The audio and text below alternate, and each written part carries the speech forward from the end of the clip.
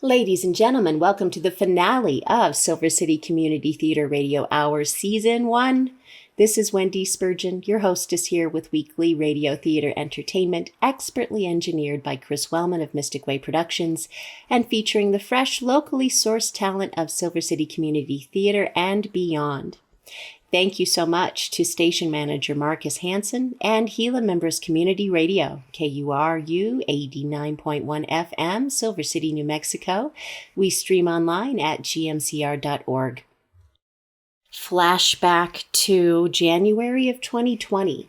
The Bell of Amherst opens at Oasis Coffee and Tea House in Silver City.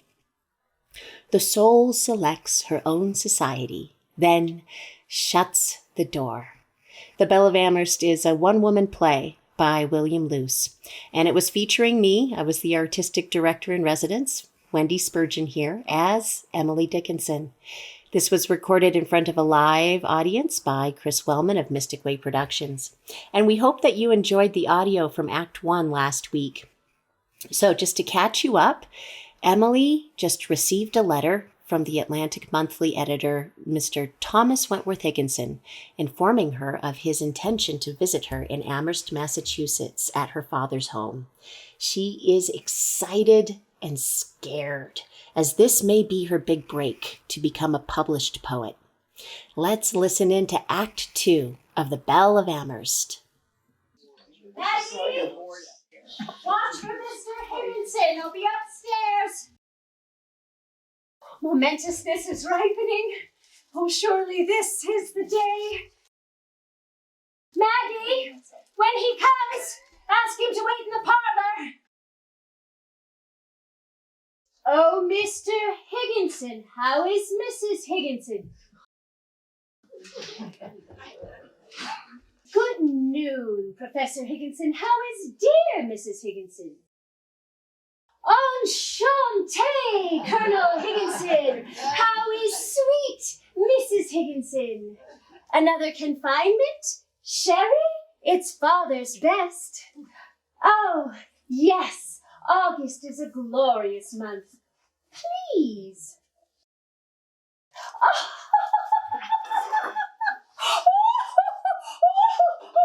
Reverend Higginson, how droll! I wish I'd have thought of that. How witty! Oh, my favorite books? Oh, let me see. Jane Eyre I loved, and The Mill on the Floss. Oh, and of course, your inspired novel, Malbone, how did you do it? Oh, yes. Shakespeare is my lexicon. I owe that to Tutor Crowell. He made us read everything. He was... Oh! He's here!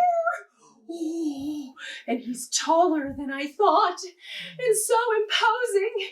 Oh, Maggie, the door! Okay, get dressed. Okay. Oh, and breathe in and out. Okay. We're going to take everything.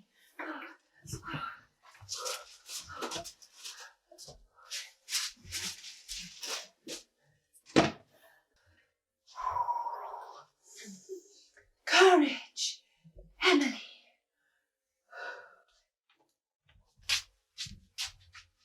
Mr. Higginson, how long are you going to stay? I mean, well, why has it taken 8 years? Oh, yes, you were busy. Oh, right. And then you were away at war. Oh, the Civil War, wasn't it? Oh, war to me is so oblique, I can't grasp it. Oh, but please, now to the real purpose of our visit. I have been waiting to hear from your lips what you are planning for my poems. Now, I have them all right here. All the ones I've sent you. And here are the first 4. Oh, and here are the later ones. I had them bound together. Oh, and this one, I'll tell you how the sun rose. That was Sue's choice. Sue's my sister-in-law. That's her house over there. Now, it wasn't what I would have chosen, but perhaps for publication it's more appropriate, more appealing to the reading public. But of course, you'll be the best judge of that, Mr. Higginson. And I have many more here. Many that you might feel are better for a printed collection. Many, well over 1,000 that you haven't even read. And I would prefer more Morocco bound. Oh dear. Mr. Higginson, I must apologize. I'm not giving you a chance to say anything, but can you tell me how to grow? Or is it unconveyed like a melody or witchcraft? Well, no matter. Please, feel free to choose the poems you think are best for a book. And as for publishers, well, I'll rely solely on your judgment. After all, you are my preceptor. But my meter is new, experimental, not spasmodic.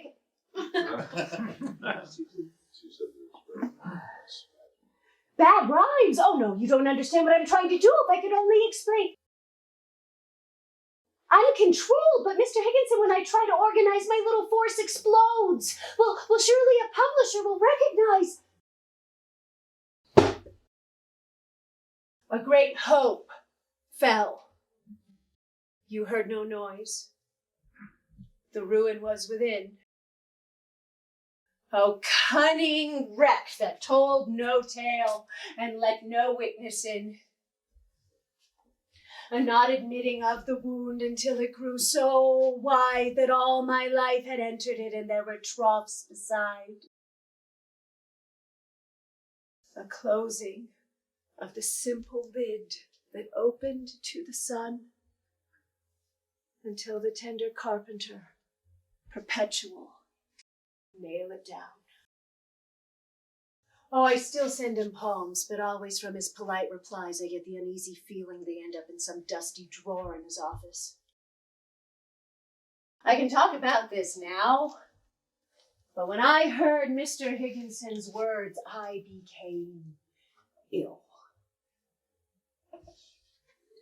I understand another poet met with the same disappointing reception from Mr. Higginson, but he didn't give up as I did.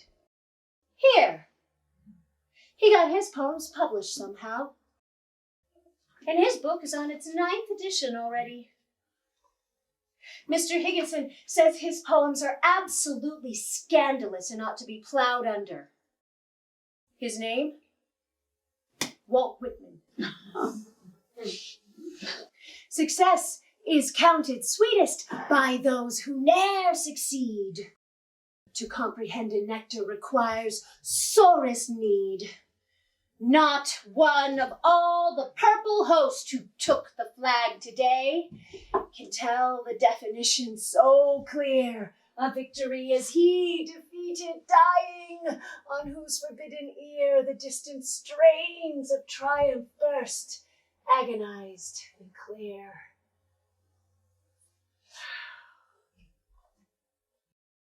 Perhaps no one will ever read my poems. They seem to me like an undelivered letter lost in transit.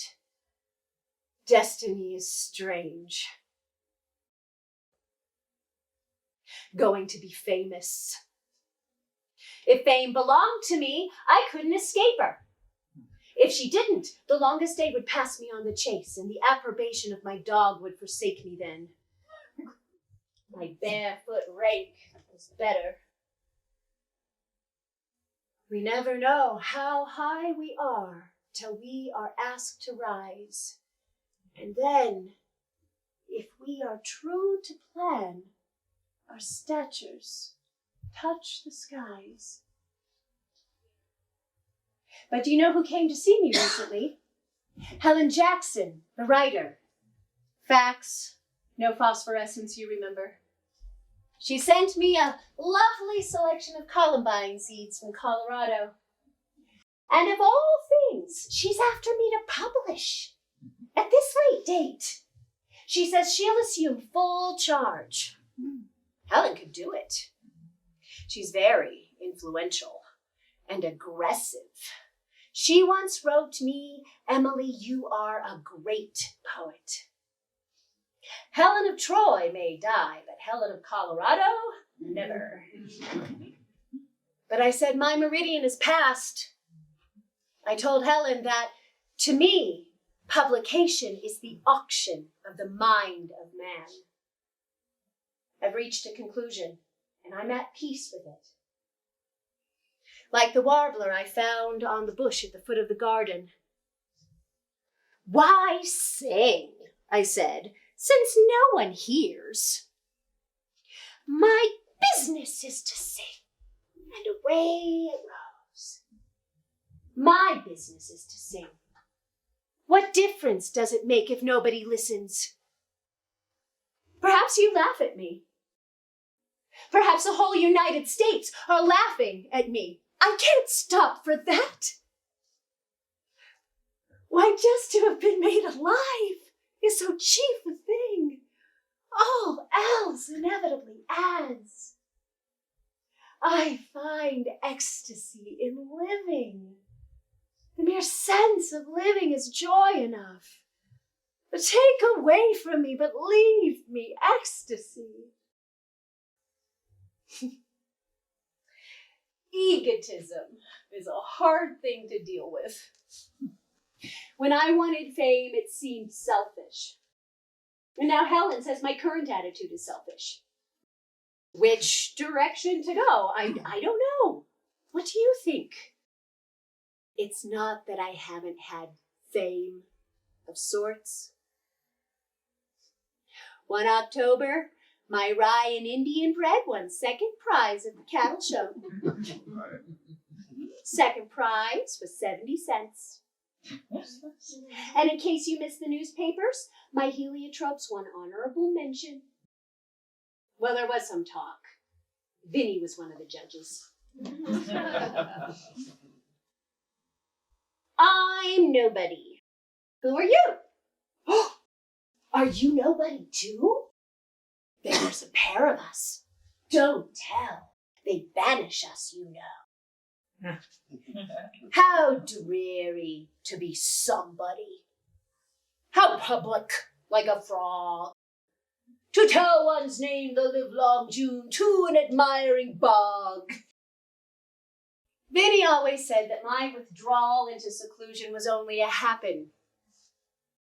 I suppose my not marrying was only a happen too.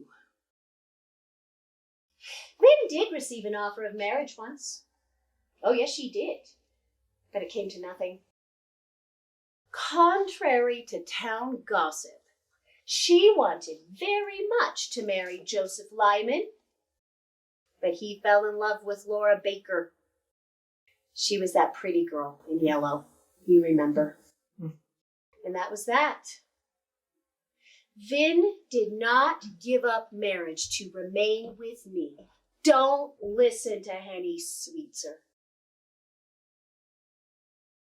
Vin never speaks of marriage anymore, but I think she lives much of the time in the state of regret. My country is truth. I don't regret my aloneness. I accept the pattern of life as it came to me, or as I caused it to be. I'd have let Vinny go, but she'd never let me go. No. In her mind, my presence justified the day-to-day boredom of her life. I think it almost became a kind of martyrdom. One day, I was here in my garden with my Canterbury bells. A man who secretly loved me came to Amherst to take me away. Father and Mother were gone for the afternoon, and Vinny became hysterical about the thought of losing me. She went crazy. Vinny, get control of yourself. But I didn't know he was coming. Vinny, look at me. I love you. I love Father and Mother. I don't want to hurt anyone, but I've got to decide this for myself. Vinny, where are you going? Come back. She ran like a raving lunatic over to the evergreens and came back dragging Sue. Now, by the time they came hurtling through the kitchen door, my friend was gone. I sent him away. I can't tell you his name. Forgive me. He was married.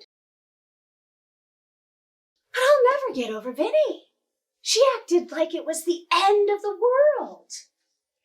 And even though she was sorry for the things she said, do you know she turned right around and did the same thing last year when Judge Otis P. Lord proposed to me? Just because he was 18 years older than I, Vinny once again went absolutely mad. Of course, she changed her tune when he died in March. Why she is so self-righteous, I'll never know. Austin is having an affair right now with... Oh. I shouldn't tell you this. Well, he is. With Professor Todd's wife, Mabel. She's 27 years younger than Austin. Vinny says that when Mabel walks down the aisle in church, she looks like a butterfly on a spangled journey. All the men stare. Those poor village ladies with their dimity convictions. Vinny doesn't object to the affair at all. In fact, she carries messages between them in her sewing basket. She acts like a middle-aged Cupid.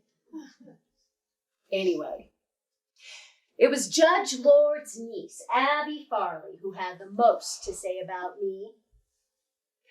She was disgusted by our courtship. After the judge died, she called me a hussy with loose morals. Said I was crazy about men and insane besides. Now, one of those is bad enough, but all three?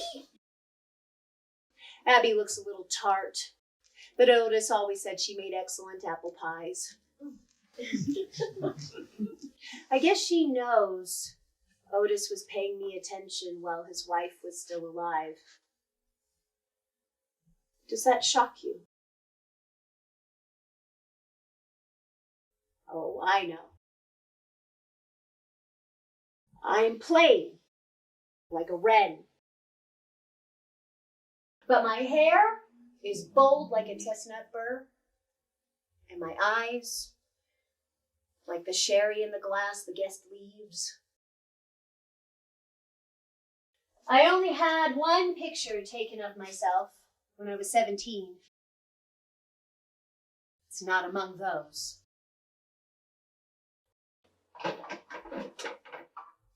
This daguerreotype. Plain. Now there's a word not to lift your hat to. That's Vinny's touch, the neck ribbon. She made it. Oh, I know what people say. Poor Emily, the only kangaroo among the beauty. Is it any wonder I keep it in a drawer? But I'll have you know, plain or not, I had more than one suitor. And they were all married and all older than I. But there was really only one. Only one. It was years ago in Philadelphia when I first saw Charles Wadsworth.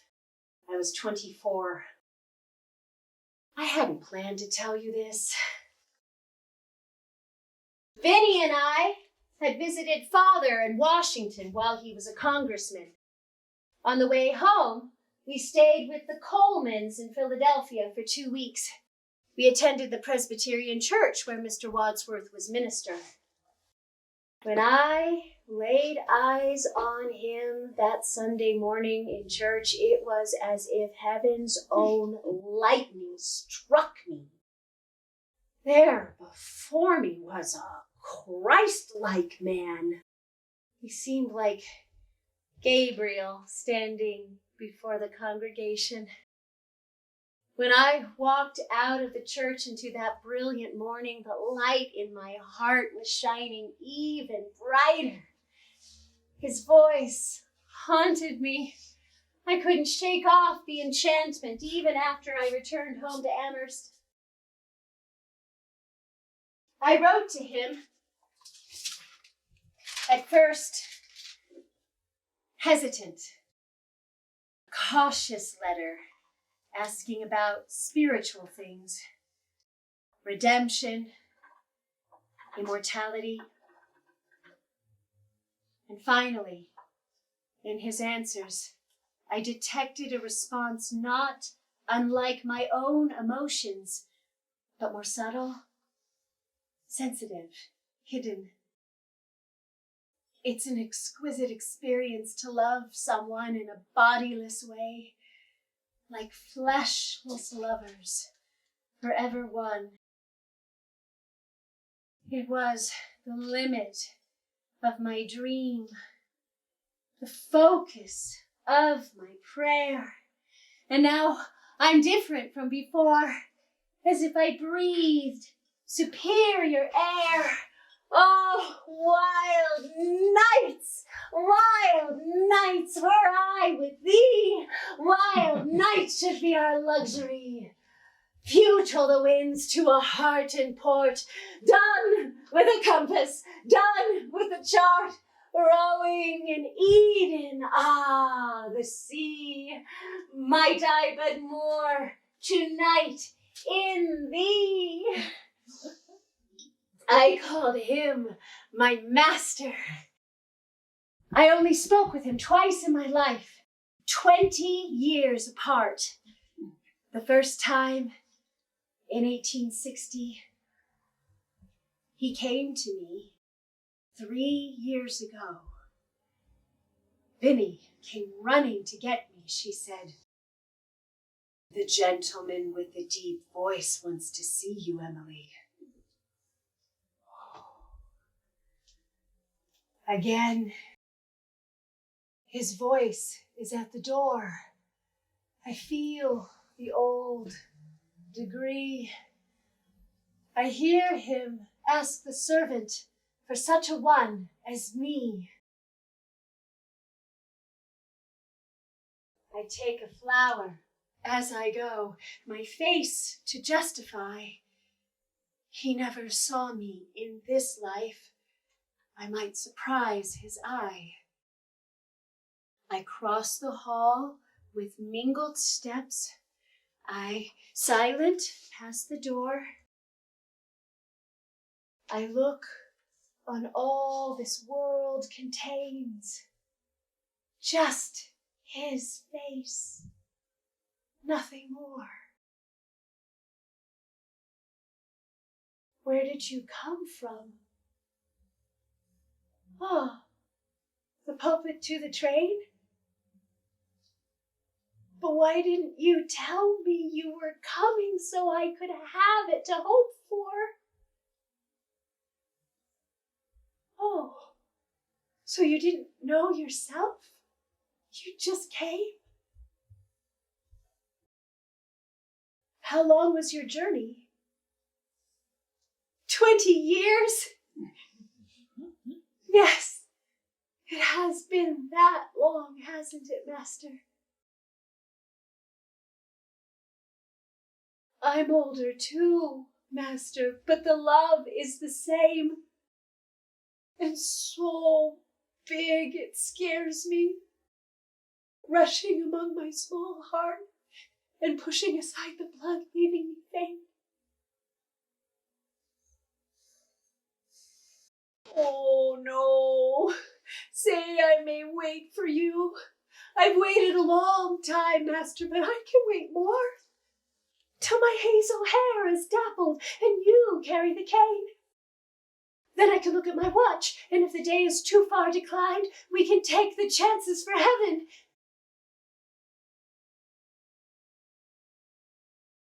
Master, open your life wide and take me in forever. I will never be tired. I will never be noisy when you want to be still. I will be your best little girl. Nobody else shall see me but you, but that's enough. I shall not want for more. Forgive me. I know.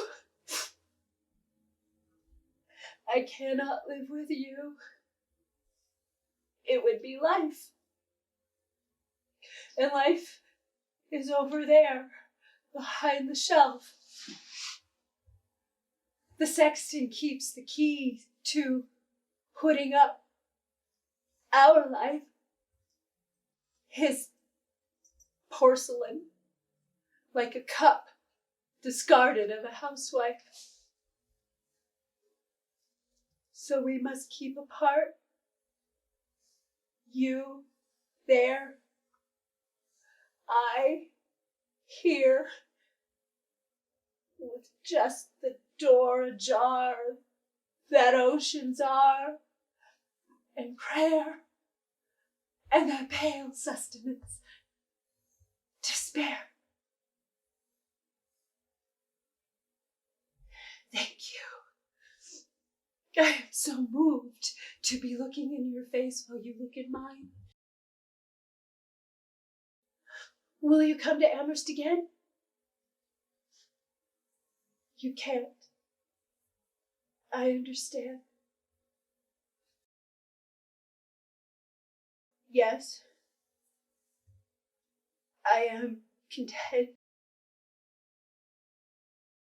I shall always be content now. Goodbye, Master.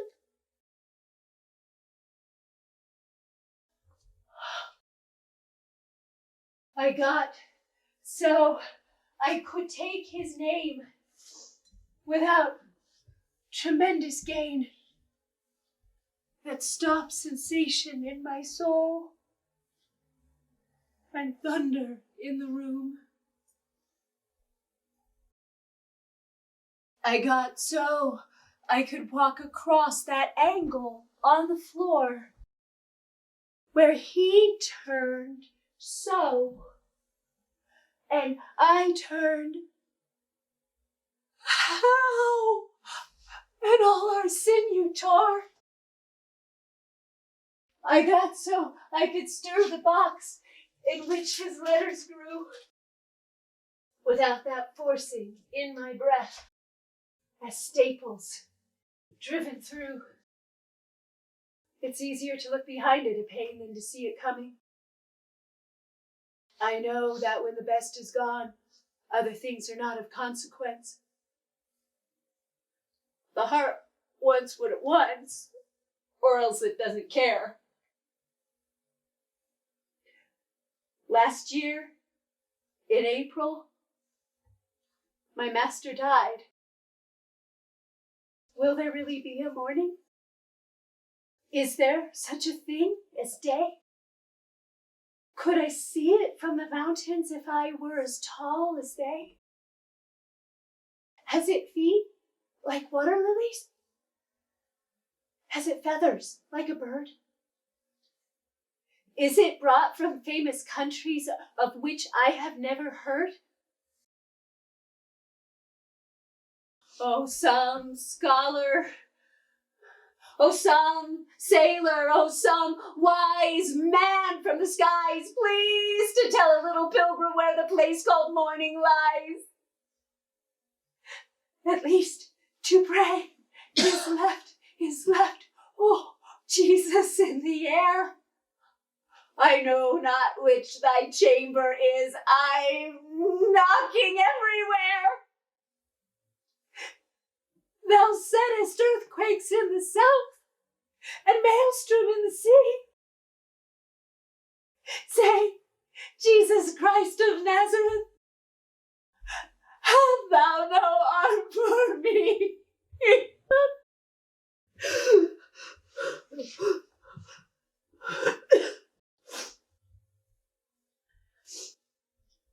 Yes, I still write poems, but not as much as I used to. There are so few listeners. And those who should be the best listeners, like Professor Higginson, are deaf. And yet, when I see a tall, pale snowstorm stalking through my fields and loving at my window, I find I must translate my feeling into poetry. Sometimes I stand with both hands on the window pane, and I try to imagine how a bird flies and imitate and fail. I could make a balloon of a dandelion, but the fields are gone. I talk of all of these things with my dog, and his eyes grow meaning, and his shaggy feet keep a slower pace. Animals have a natural, simple wisdom. Except chickens, of course. At present, we have 24 invalid hens who do nothing so vulgar as lay an egg. But I remember one Christmas morning, the hens came to the door with Santa Claus, and the cats washed themselves in the open air without chilling their tongues. Atmospherically, it was the most beautiful Christmas on record. Maggie gave her hens a check for potatoes and each of the cats a gilt-edged bone, and the horses had both new blankets from Boston. It was a lovely Christmas. Vinny's cats leave the chickens alone. They're good about that. But in summer, they are forever catching snakes and carrying them into the kitchen. And poor Vin is deathly afraid of snakes. When I hear a scream and crash from the kitchen, I know what's happened. When we were little, I used to hide behind a tree with a garter snake in my hand. And then when Vinny would come along, I'd wave it in her face and chase her all around the orchard. Well, Austin did it too. I like those little green ones, you know what I mean? The ones that slide around your shoes in the grass and make it rustle with their elbows. A narrow fellow in the grass occasionally rides. You may have met him, did you not? His notice sudden is. The grass divides as with a comb. A spotted shaft is seen, and then it closes at your feet and opens further on. He likes a boggy acre, a floor too cool for corn. Yet, when a boy and barefoot, I more than once at noon have passed, I thought, a whiplash unbraiding in the sun. When stooping to secure it, it wrinkled and was gone. Several of nature's people I know that know me. I feel for them a transport of cordiality, yet never met this fellow, attended or alone, without a tighter breathing and zero at the bone. You are listening to Wendy Spurgeon, that's me, as Emily Dickinson in William Lewis's The Bell of Amherst, Act 2 on KURU 89.1 FM. Did I tell you my father loved animals? Well, he did. He had beautiful horses. During his last winter, 9 years ago, there were several snowstorms, and the birds were so frightened and cold, they sat by the kitchen door. Father went to the barn in his slippers and came back with a breakfast of grain for each, and hid himself as he scattered, lest it embarrass them. Ignorant of the name or fate of their benefactors, their descendants are singing this afternoon. This last afternoon my father lived, though with no premonition. I preferred to be with him, and invented an absence from mother, Vinny being asleep. He seemed peculiarly pleased, as I often stayed by myself, and remarked, as the afternoon withdrew, that he would not like it to end. His pleasure almost embarrassed me, and my brother coming, suggested they walk. I woke him for the train to Boston the next morning, and saw him no more. We were eating supper on the 15th of June when Austin came in. He had a dispatch in his hand, and I saw from his face we were all lost, though I didn't know how. He said father was very sick, and he and Vinny must go. The train had already gone. While the horses were dressing, the news came, father was dead. Father doesn't live with us anymore. He lives in a new house. Though it was built in an hour, it is better than this. He hasn't any garden because he moved after gardens were made. So we take him the best flowers. And if we only knew he knew, we could stop crying. Though it is many nights, my mind never comes home. At the funeral, Austin leaned over the coffin and kissed Father's forehead and said, "There, Father, I never dared do that while you were living. Excuse me."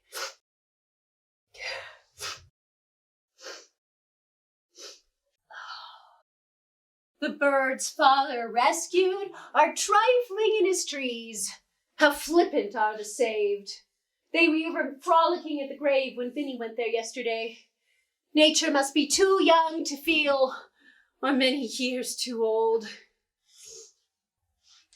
I dreamed of Father every night, always a different dream, and forget what I'm doing daytimes wondering where he is without any body. I keep thinking, what kind can that be? You know, you never really learn to play. And the straightest engine has its leaning hour. His heart was pure and terrible, and I think no other like it exists. I'm glad there is immortality. I but would have tested it myself before entrusting him. Home is so far from home since my father died. My life closed twice before its close. It yet remains to see if immortality unveil a third event to me. So huge, so hopeless to conceive as these that twice befell. Parting is all we know of heaven, and all we need of hell. I'll always remember Father coming home for noontime dinner. Up Main Street he'd walk like a deacon, carrying his gold-headed cane and wearing his glossy beaver hat. One morning he surprised us by coming home early. We were still at our end-of-week chores. "Vinny? Father's coming, quick! Hide the mop and bucket. Buffy, get out of Father's chair. Mother, take the handkerchief off your head. What's that smell? Maggie, I think the cabbage is boiling over. Vinny, do something about Buffy. She's climbing the sofa. Father's coming down the walk. Scat! Vinny, what did you do with Father's newspaper? No, it isn't by his chair. I can't find it. Oh, damn! I found it. It was in your sewing basket. Good noon, Father. Did you have a nice morning at work? Oh, very quiet here. A peaceful, restful morning, wasn't it, Mother? Awful smell? I don't smell anything. Temperature? Mother, what's the temperature? Father wants to know the temperature. 14. It's 14 degrees, Father. Your newspaper? Oh, it's right here. Wrinkled? Well, speak to Vinny. It's Buffy's fault. Oh, Maggie says it's ready, Father. Your favorite. Corned beef and cats. Cabbage. Oh. Pandemonium, you see? The house is so quiet with just Vinny and I. Since Father's death, I have worried about Vinny. She says the strangest things. She treats me as if I were a child and she my nursemaid. We had a terrible fire in Amherst on the 4th of July at night, and Vinny kept trying to make me believe it was only the holiday fireworks. She kept saying, Emily, it's only the 4th of July. Well, I know a fire when I see one. And what a night that was for Mr. Frink and his noble fire brigade. Why, it was lighter than day for a while. People were running up and down Main Street shouting. It was like a theater night in London. My mother slept through the whole thing. Vinny's only a 4th of July I shall always remember. I think she'll tell me that when I die to keep me from being afraid. Nobody knows this little rose. It might a pilgrim be. Did I not take it from the ways and lift it up to thee? Only a bee will miss it. Only a butterfly, hastening from far journey upon its breast to lie. Only a bird will wonder. Only a breeze will sigh. Ah, little rose, how easy for such as thee to die. A year after father died, mother had a stroke in her room, and she never walked again. I suspect mother was afraid of dying. She always avoided talking about it. One night, Austin and I were discussing the extension of consciousness after death, and mother told Vinny afterwards she thought it was very improper. Mother's dying almost stunned my spirit. She slipped through our fingers like a flake gathered by the wind, and is now part of the drift called the infinite. She died. This is the way she died.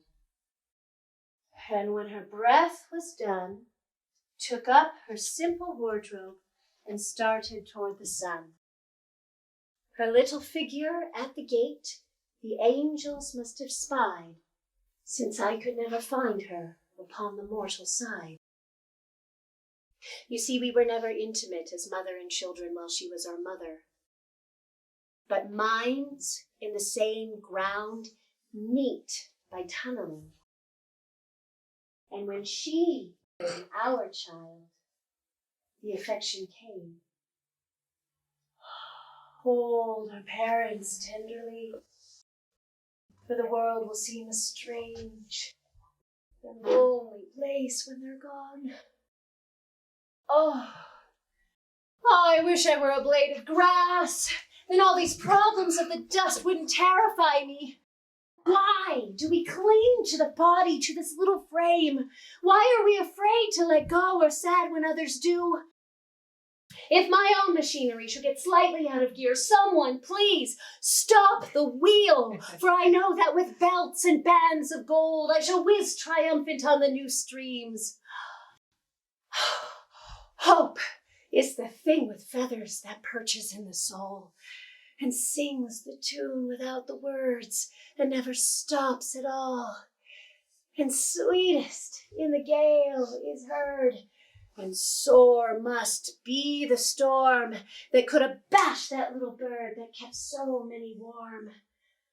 I've heard it in the chillest land and on the strangest sea, yet never in extremity it asked a crumb of me. I've just heard from Helen. She's in California now, a seaside village called Santa Monica. Helen says the sun shines there all the time and there's bougainvillea everywhere. And Abby Bliss and her husband just founded the Syrian Protestant College in Beirut. I just had a lovely letter from Samuel Bowles and his wife Mary. They're in Europe, Paris now, and they enclosed these cards for my stereoscope. Isn't it a lovely thing? The Scottish Moors. Vinny got it for me for Christmas. They're all the rage. It's made by the Keystone View Company. This one is the Mona Lisa. It hangs in the Louvre. Huh. I don't see what all the excitement is about. And this one is the Blue Grotto at Capri. Mary wrote they had to row out from the island to see it. Everyone is somewhere, but Emily is here, always here. I never saw more. I never saw the sea. Yet know I how the heather looks, and what a wave. No, billow, and what a billow be. I never spoke with God, nor visited in heaven, yet certain am I of the spot, as if the chart were given. Vinny says a little boy ran away from Amherst a few days ago. When asked where he was going, he replied, Vermont or Asia? What a smart little boy. I told Vinny I wanted to run away. I think I scared her. So, I sit here in my little ship, cracking the time away. I rise because the sun shines and sleep is over with, and I brush my hair, and I dress myself and wonder what I am and who has made me so. I tie my hat. I crease my shawl. Life's little duties do precisely as the very least or infinite to me. I put new blossoms in the glass. I throw the old away. I push a petal from my gown that anchored there. I weigh. The time 'twill be till 6 o'clock. I have so much to do, and yet existence, some way back, stopped, struck, my ticking through. Therefore we do life's labor, through life's reward be done with scrupulous exactness to hold our senses on.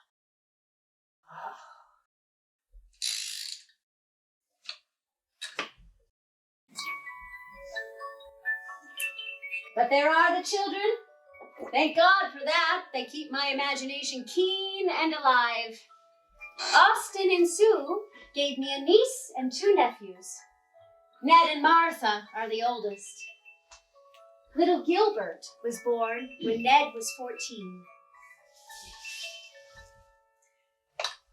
Once, when he was stung on the arm by a wasp, he begged Sue through his tears to read the Bible to the wasps.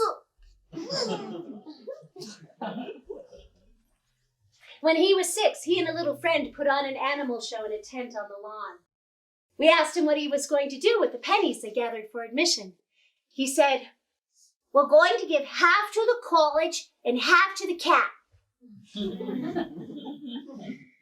Once when Sue tried to teach him to sing "There's No Place Like Home," he broke in, "Oh, yes, there is too, over at Aunt Emily's." Over at Aunt Emily's.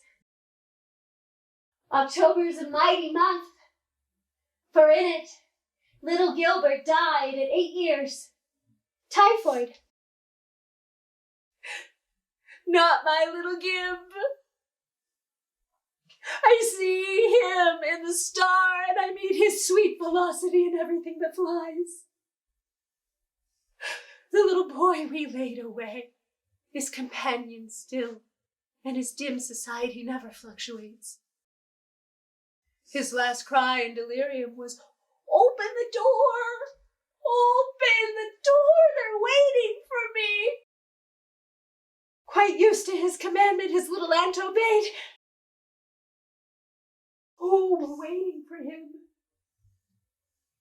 All we possess we would give to know. All this and more. But is there more, dear friends? More than love and death? Tell me its name. I reason. Earth is short, and anguish absolute, and many hurt. But what of that? I reason we may die. The best vitality cannot excel decay. But what of that?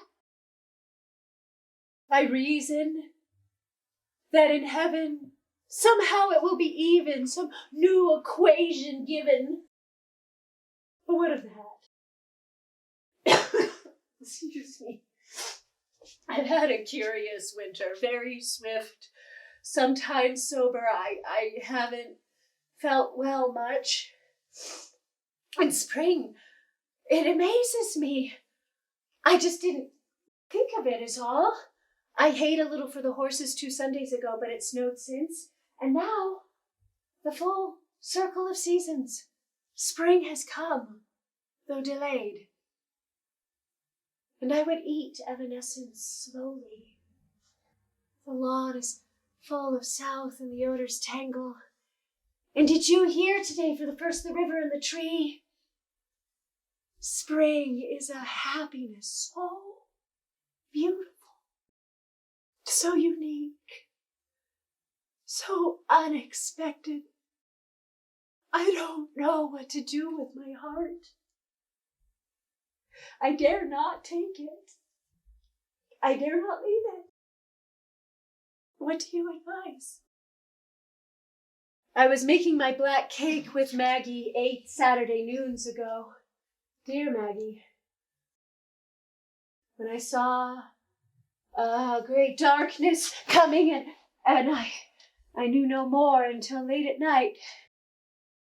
I woke to find Austin and Vinny and a strange physician, a Dr. Bigelow, bending over me, and I thought I was dying or had died. All was so kind and hallowed. I had fainted and lain unconscious for the first time in my life. What was the flower Austin planted on Gilbert's grave? Ah, lilies of the valley. I remember. And on father's and mother's, it was a damson hawthorn. When it shall come my turn, I want a buttercup. Surely the grass will give me one. I told Vinny I want to be carried in a small white coffin out the back door of Homestead into the blue, beloved air, through my garden and father's barn, and out over the meadows of Amherst to the burial ground. And for my requiem, that phraseless melody the wind does. Oh, I can hear Vinny say, Emily, don't talk like that. But I say, don't be afraid, dear Vinny. It's only the 4th of July. Ah, democratic death. I do hope heaven will be less lonely than New England was. Life is short, isn't it? And when one is done, I wonder, is there not another? And if so, if God is willing, perhaps we're neighbors again. I wonder if I ever dreamed or if I'm dreaming now. I cannot tell how eternity seems. It sweeps around me like a sea, and this world is such a little place. It's just the red in the sky before the sun rises. So let us keep fast hold of hands, please, that when the birds begin, none of us will miss. The name they placed upon my face with water in the country church, Emily Elizabeth. It is finished using now, and they can put it with my dolls and my childhood and the string of spools I finished threading. Because I could not stop for death, he kindly stopped for me. The carriage held but just ourselves and immortality. We slowly drove, he knew no haste, and I had put away my labor and my leisure too for his civility. We passed the school where children strove at recess in the ring. We passed the fields of gazing grain. We passed the setting sun. We paused before a house that seemed a swelling of the ground. The roof was scarcely visible, the cornice but a mound. Since then, 'tis centuries, yet each feels shorter than the day. I first surmised the horses' heads were toward eternity. Eternity! I'm coming, sir! Master! I've seen that face before! Land ho! Eternity! Ashore at last! Ah! It's 6 o'clock! And I promised Vinny I would peel the apples. You know, our visit was easier than I thought it would be. We so seldom have visitors anymore. Yes, Vinny, I'm coming. But one more thing. This is my letter. For love of her, sweet countryman, judge tenderly of me. And when you make my cake, please tell me how you like it. And when next we meet, I'll give you my recipe for gingerbread. Gingerbread, now there's a word to... Yes, Vinny, I'm here!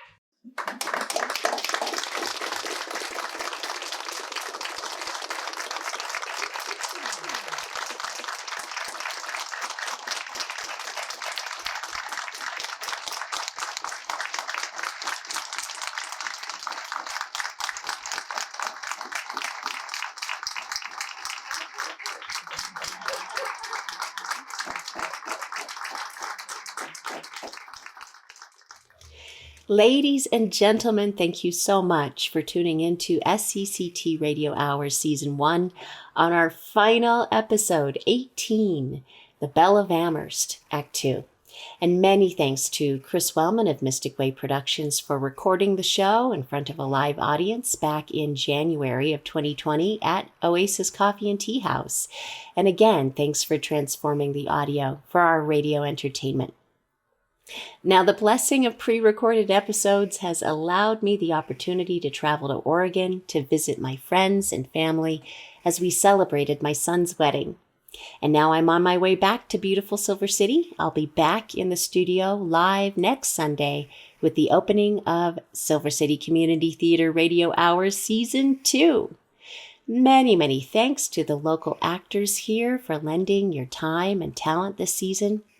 As we head into the fall, we will continue our mission to enrich, educate, and entertain with a variety of live theater experiences for Silver City and Grant County. And many thanks to station manager Marcus Hansen for creating this opportunity, and for the many volunteers here at Gila Members Community Radio for your time, talent, and support.